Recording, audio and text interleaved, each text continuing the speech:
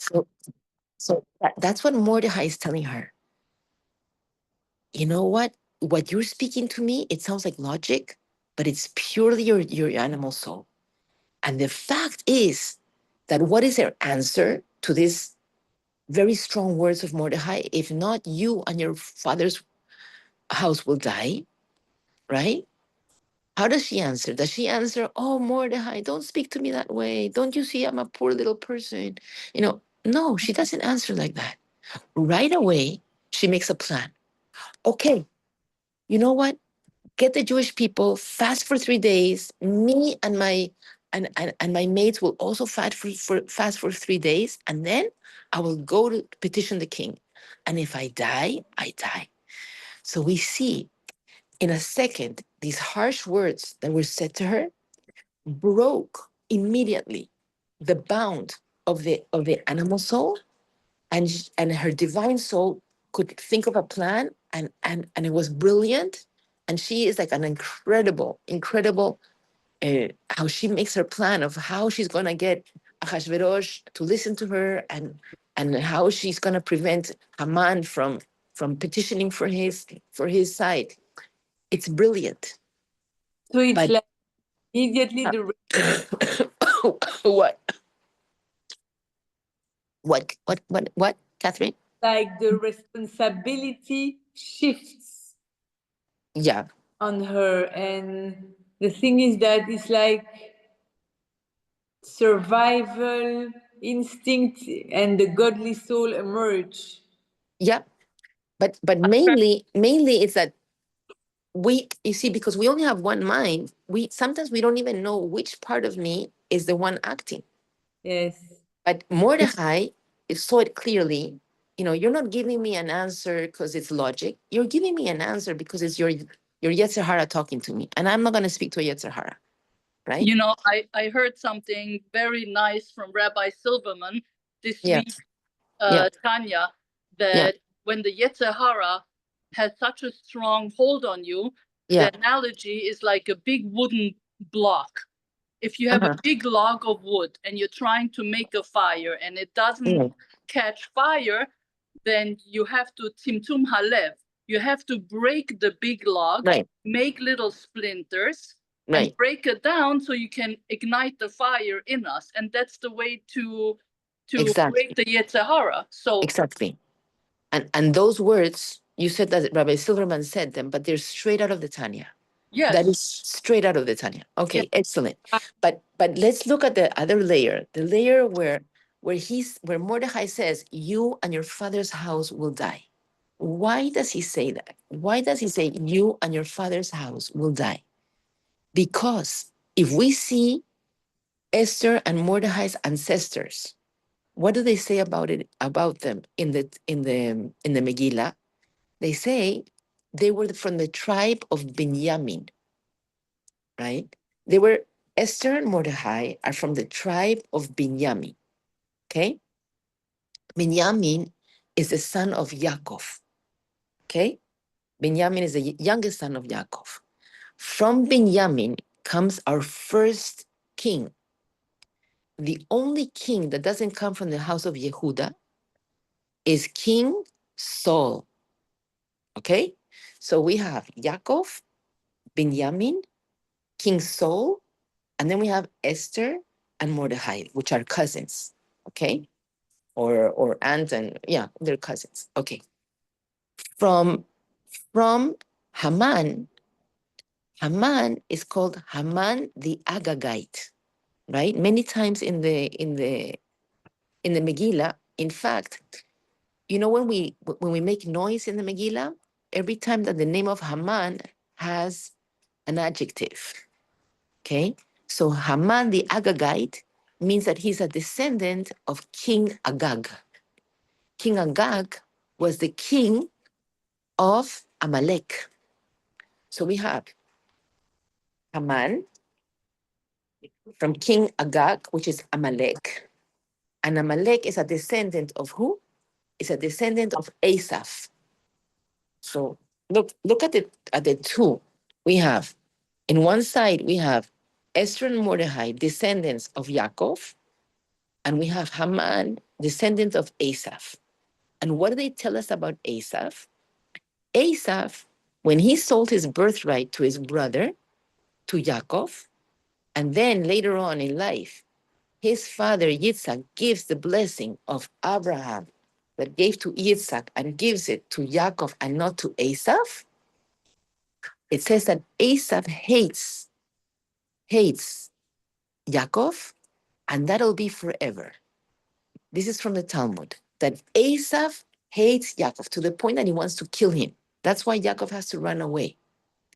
But Asaph represents this unwarranted hatred for the Jew.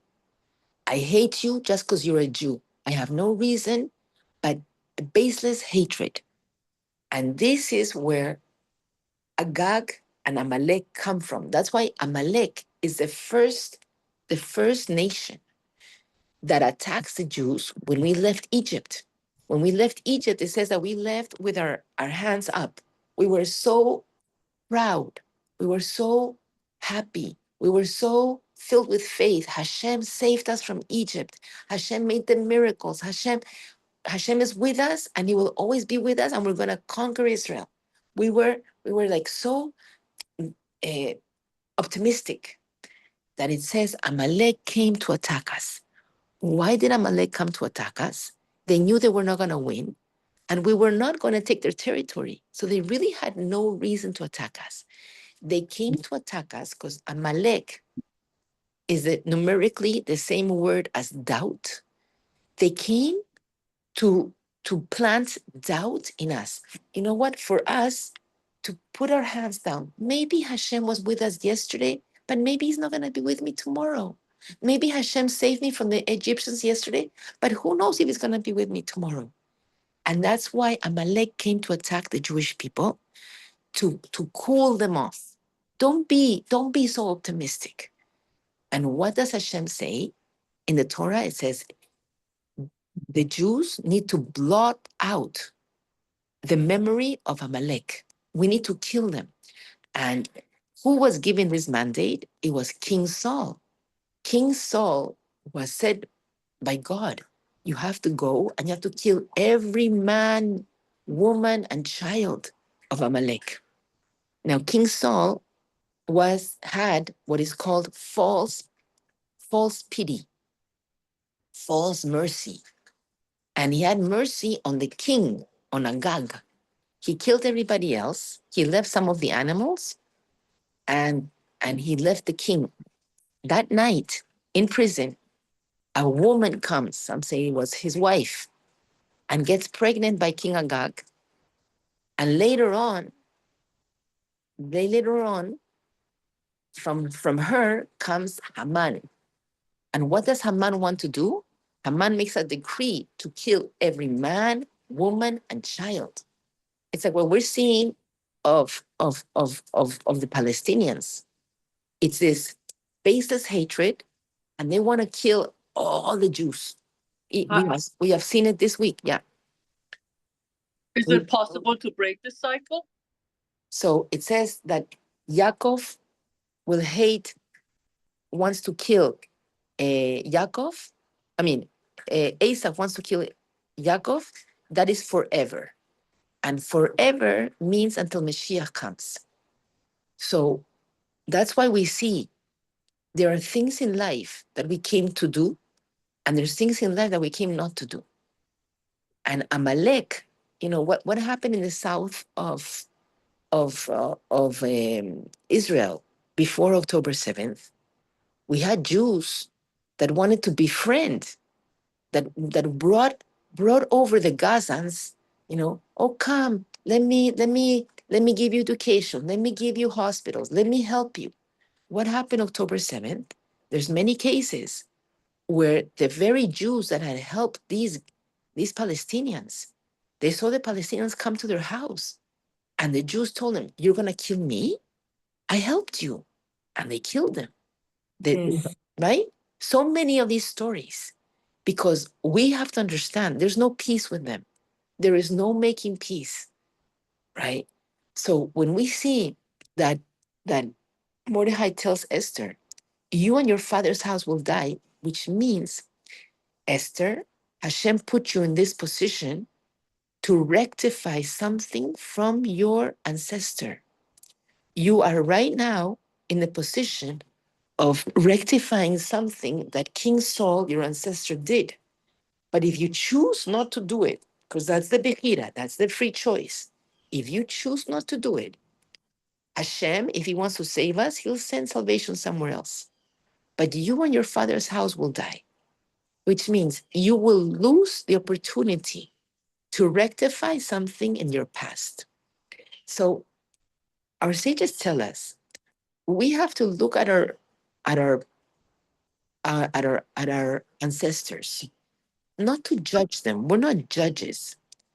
But if they had a flaw, because a flaw comes from the Yetzer Hara, which is egoistic, we don't share it. We don't share bad characteristics, but we can fall into it because, you know, nurture becomes nature.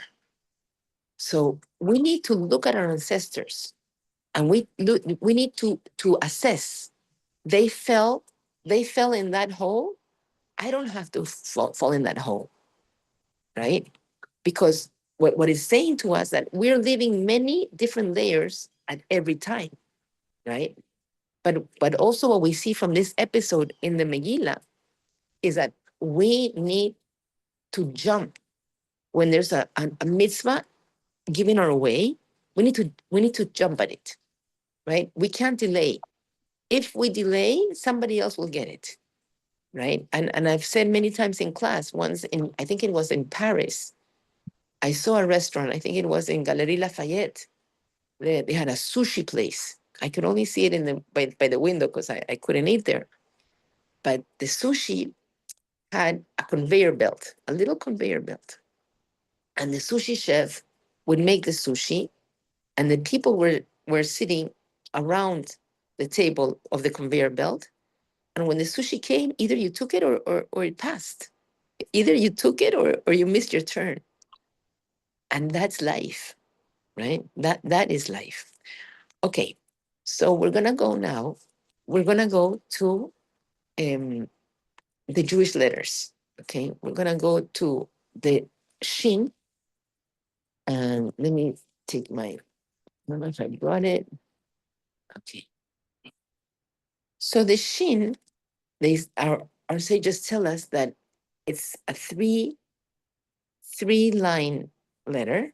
Okay, that it looks like fire, but that there's four different Shins. Okay, the three line is either has a dot on the right side, and then we call it Shin, like Shabbat. Either the dot is going to be on the left side, and then it's called Sin, right? Or there's a silent Shin. So this is what's so fascinating about studying the Hebrew letters. I never knew about this. There's only twice that there's two words in our Torah that the Shin is silent, which is, it's the name, one of them is the name Issachar. So Issachar is a Yud, Shin Shin is and Chaf and Resh, okay? So we only pronounce the first Shin. Issachar is the first Sin, okay? The second one is silent. It's called a silent Shin or Sin.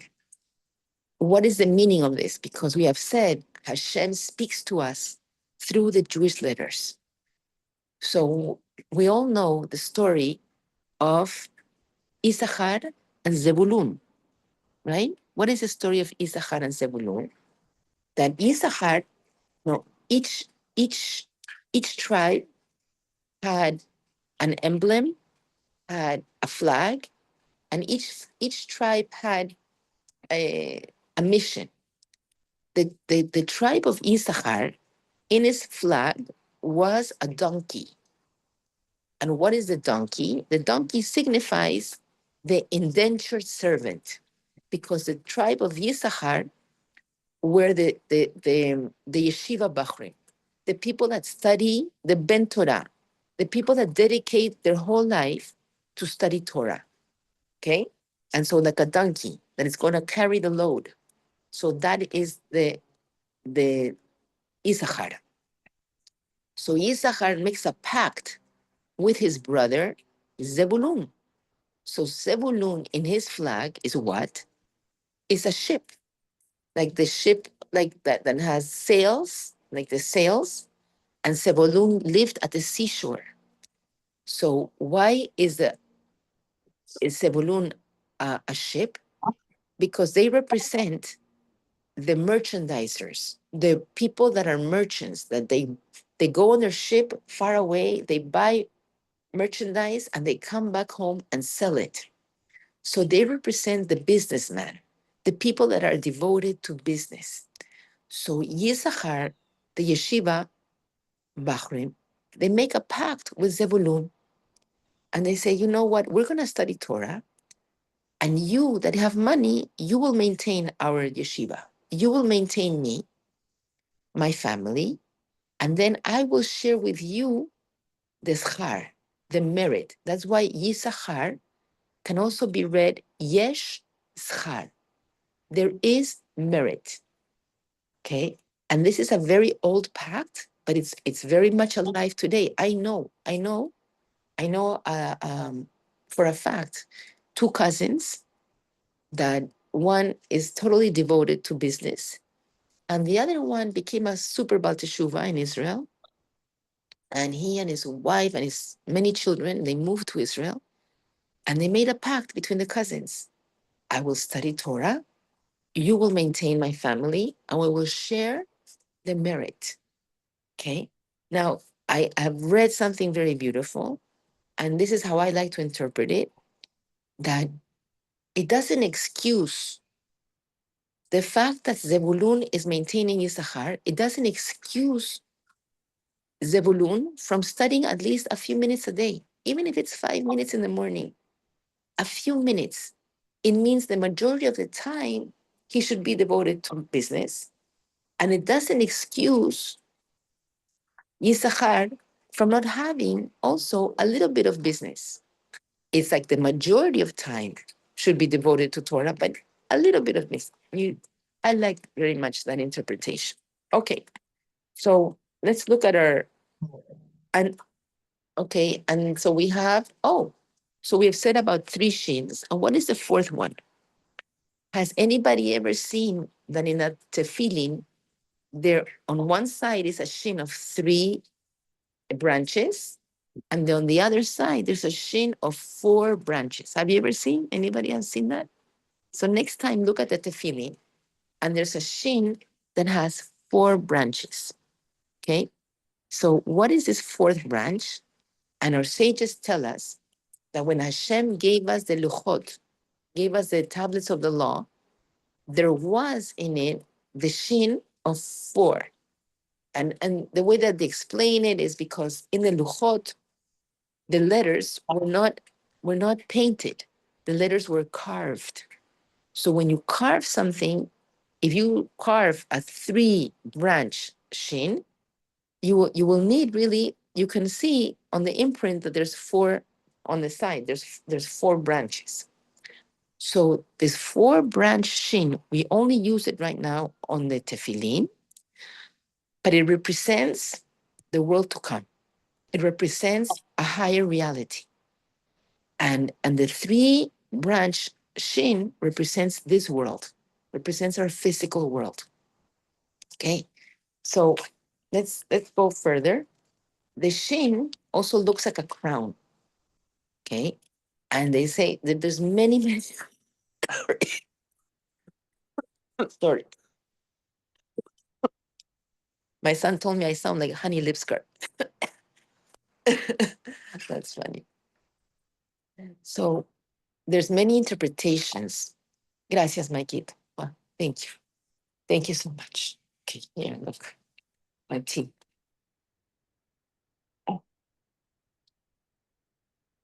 Gracias.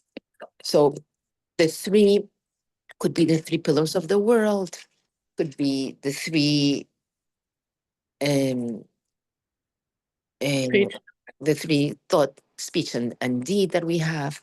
Three is many, many things, but they tell us that the Shin is a letter of chesed, of kindness, like shar, like a door that is opening an opportunity.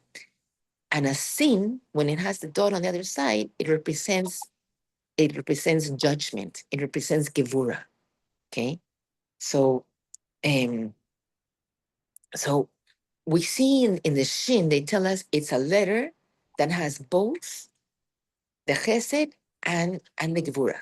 So like a flame, because it's also compared to a flame that it's wanting to go up, but it comes back down again, right? Because the Tanya tells us that when we see a flame, and it was only from studying this week the Shin that I finally understood why we light candles on Shabbat night. Let me see if I put it. I finally understood.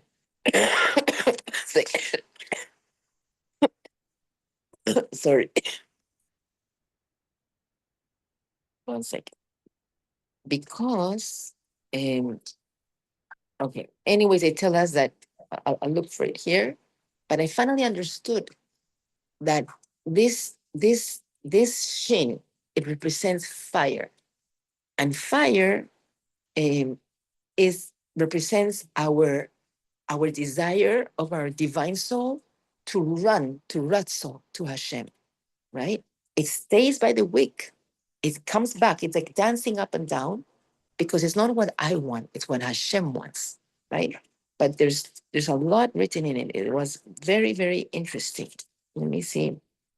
1 second. If I can. Uh, mm, okay, let's see if I will find it. Okay. Um, okay. The Shin also represents, the Shin is shinaim, it's teeth.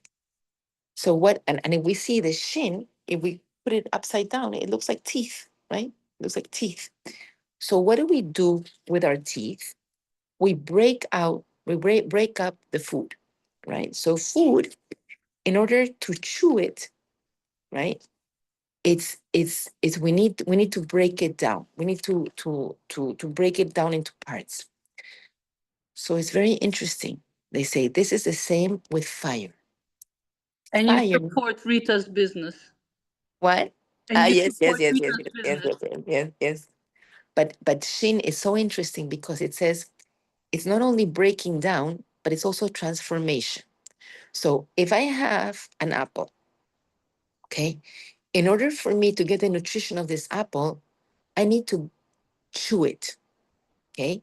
By breaking it down into particles, then finally it can go down into my digestive system. In my digestive system, this apple is transformed. Why? Because it's gonna break down. I don't know what it has. It has sugar, it has carbohydrates, right? And then it's gonna be transformed so I can get the nutrition to energize me. But another transformation also happens. What is the other transformation? That our sages tell us that in Hashem's world, there's a mineral world, there's different categories: mineral, vegetable, animal, human, and Jew. There's like five, really, there's like five categories. Okay. And what happens is that the mineral is static, right? A salt, a rock, it doesn't move. The vegetable moves vertically. The plant will grow, right? The animal will grow vertically and also is going to be displaced horizontally, can move. And a human being, we can grow up, we can grow sideways, we can displace ourselves, but we can also think. And a Jew can even go and be higher than the angels. So there's different categories. Now, what happens when a plant nourishes itself from the minerals in the earth? That those minerals are actually transformed now from the world of mineral, and now it comes into the by absorbing the plant, the mineral, now it has elevated all those divine sparks in the mineral world to the second world of vegetable. And here comes the cow, which is from the animal kingdom, and he eats the grass. And the grass had, like it seems like the Pesach song, but the cow that eats the grass that has eaten the minerals. So now the cow elevates all of these worlds to the animal. And when a person will eat the meat from the cow, it elevates all of that and transforms them to the world of the human. And when a Jew eats from that cow with a proper shechita and saying a blessing, now it has transformed all of those other worlds to the spiritual world. Okay. So we see that the transformation of the teeth is not a small thing. It's not just breaking down food, it's transforming it to another level. And we compare the Shin also to fire. And that's also what happens with fire. Fire, when we cook, like for me, it's always like a miracle. When we put veggies and a chicken on a pot with water and we turn on the heat, and an hour later, we have a delicious soup. It's like a miracle. But what did the transformation? It wasn't the water, it was the heat. So the ash, the fire actually transforms. Okay. And this is what we get. Okay. So okay. They also tell us that these three lines are composed in the Shin of a Vav, a Vav, a Vav, and each Vav has a Yud on top. And then when we see in a Sefer Torah, the Shin is actually like this. It's more like a branch. So here in the bottom, it's another Yud. So we see a Shin is composed of three Vavs and four Yuds. And when we studied the letter Vav, what did we say? Vav is a masculine letter. Vav represents masculine energy. So in the Shin, we have the three patriarchs and the Yuds, right? The Yud is like the uterus of the mother giving birth. And we have the four matriarchs. Okay. All right. So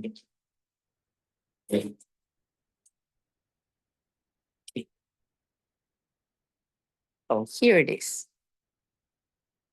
So here they explain even further on the Shin, and this is what I related it so much to. Why do we light Shabbat candles?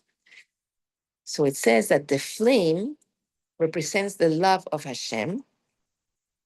The white, right after the wick, represents the love of Torah. So we have love of Hashem, love of Torah, and the dark light that is around the wick, it represents the land of Israel. So when we light candles, we are actually igniting our love of Israel, our love of Torah, and our love of Hashem. Okay. And okay, so, all right. So interesting because we say Shin is such a holy letter, right? The name Shalom, one of the names of God, El Shakai, which is Shin, Dalet, and Yud. And what is El Shakai? Shin, Dalet, and Yud. Shin represents Hashem, holiness. But it says that when Hashem was creating the world, and he needed to create the world with Gevura, right? Because he is expanding, but in order for it to be physicality, there has to be contraction. So there was a moment when Hashem said, die, enough, stop. That's what Shin Dalet Yud means. And we see, where do we see this Shin Dalet Yud? We see in a mezuzah, which is also very interesting because we put the Shin on a mezuzah, right? And we kiss the mezuzah when we go out and when we come in. And we say the Shin is transformation. So it's always transforming. And why do we kiss the mezuzah when we go out? We say, I hope that this blessing in the mezuzah accompanies me on my way out, right?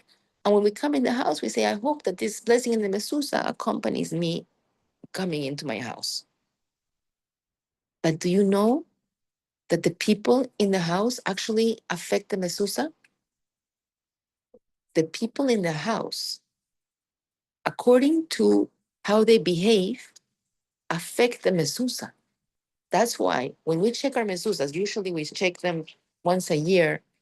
Some people a little more, but usually once a year in the month of Elul before Rosh Hashanah. So when we send it to a sofer and we say, if something is not right, please let me know what it is. Why do we do that? Because I want to know that mezuzah is also talking to me. The mezuzah is telling me, wow, if my mezuzah in my kitchen or my front door or my bedroom or my children's or something is not well, is not perfect, that means that there's something going on in the house that is affecting the mezuzah. So it's the shin is transformation. So the shin is like stability. Like we put ligvoa mezuzah. I hope that, like it's here, it's static, but it's not static. It's always evolving, right? Okay. Um, okay. So the shin is also, we said the sin is a letter of Gebura. And the sin is also, excuse me, the shin can also be for sheker. And sheker is a lie, right? So why does the word for lie start with the letter shin? Because we said shin represents Hashem, it's so holy. Because our sages tell us a lie that doesn't have any truth in it, nobody's going to believe it. So a lie, in order for it to stand, in order for people to believe a lie, has to have some dimension of truth. Otherwise, people say, oh, if I you see the beautiful sun shining, if I say, oh, it's night right now, nobody's gonna believe me. But if I say, it's light right now, there's sun, but in an hour there's gonna be a solar eclipse, people will believe me, right? Because I put some part of truth, and now I am putting a lie, and so that makes it believable. So that's what we have seen with the whole thing about fake news in the world, right? So okay, so the shin not only means teeth, shinaim, it also means um, shinisi, something faith, something that doesn't change. But it also means change, shinoi, change for the good. It also means shuva, to return. And it also means shana, the year. So all of these are interrelated. All the words that have the shin are interrelated. So what is it telling us? It says with the teeth we break down, but we're breaking down something, it's still food, it's still the same thing, but it's going to change. The food is going to change. And yeah, let's go. Okay. So also in Shana has a connotation of year that it's the same 365-day cycle, but it's a different year. So we have both this sameness and change at the same time. Okay. Um, okay. So the word esh is aleph and shin, and they tell us that the esh fire needs combustible. It needs something to consume. And it's also esh is aleph for air and shin for fire. So the fire needs air in order to last. But the fire also, as we saw, Chas v'shalom, in the fires of California, fire consumes everything around it, right? So they tell us that the person that has the shin in their name also is dependent on others. Like others give them energy. But sometimes it could be for bad. Sometimes because they have a lot of power, they could use it for bad to assert their power over others, or they could assert their influence for the good. Okay. All right. So, okay, I'm going to leave it here. Hope you enjoyed. I have right now Grandparents' Day by my granddaughter's school. Ah, So, nice. Mazel tov. Enjoy. okay. Okay. Keep well. Thank you. And everybody's invited to the Purim feast. This year it's very unusual. It's on a Friday. I don't ever remember being in on Friday. So it's gonna be brunch from Wow. 10 to 2 in my house. You're all invited. Sham yam. Okay. Bye. You. Okay. Have fun. Thank you. Bye. Okay. Bye. Let me see. I turn it off. Let's see.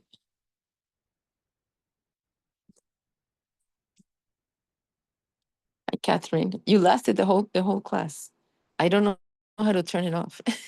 That's so funny. 1 second. And